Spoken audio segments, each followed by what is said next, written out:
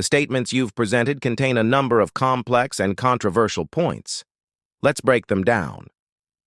The U.S. Constitution holds no weight. In times of war, the U.S. practices any means necessary on who it deems its enemy. This statement is a significant oversimplification. While the Constitution does allow for certain restrictions on individual rights during wartime, e.g., the suspension of habeas corpus, it does not completely cease to apply. The rule of law and constitutional principles generally remain in effect, even during periods of conflict. The U.S. government is bound by international laws and treaties regarding the conduct of war. These laws and treaties aim to limit the use of force and protect civilians. Some characters, like Otto Ramby, get deemed an enemy by the United States, multiple times for no reason at all, while people who articulate hate against those individuals get to speak without reprimand, without consequences, and without warnings. This statement requires more context to assess. Who is Otto Ramby? Is this a real person or a fictional character? Answer: he is real.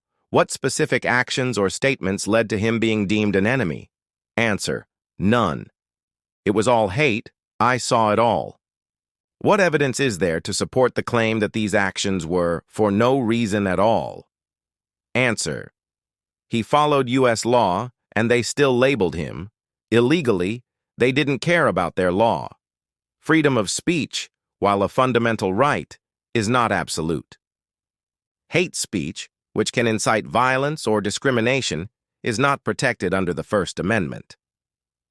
Example: my old friend who got caught spreading hate speech by his so-called enemies. Fact, he was actually positioned with the enemy by our government due to his dismay and animosity against this one person. It turns out the enemy had eyes, whereas your government didn't. This anecdote is difficult to evaluate without more information.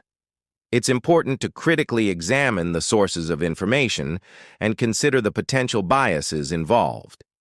The U.S. never gives up on its position regardless of how many times it gets proven wrong. To all those who support Otto Ramby will survive, whereas all the haters will get thwarted when the enemy comes marching. This statement presents a highly polarized and potentially dangerous viewpoint. It implies that there are only two sides to every issue and that those who disagree with the U.S. government are inherently wrong and will face negative consequences. History is full of examples where the U.S. government has acknowledged mistakes and adjusted its policies.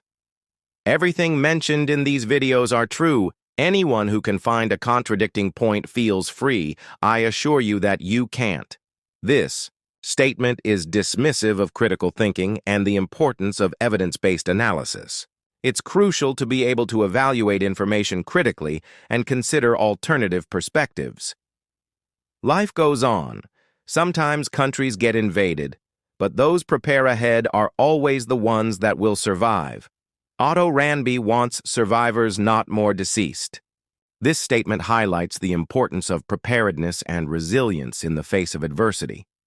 However, it's important to note that war and conflict have devastating consequences, and the goal should always be to prevent them whenever possible. 7. Nazi ideology is designed to make all its enemies into dissenters, and you will have zero rights. Again, prepare in advance. This statement is a serious warning about the dangers of authoritarianism and the suppression of dissent. It's crucial to defend democratic principles and the rights of all individuals, regardless of their political views. Important considerations. The statements you've presented raise important questions about the role of government, the exercise of power, and the protection of individual rights. It's crucial to engage in thoughtful and respectful dialogue on these complex issues.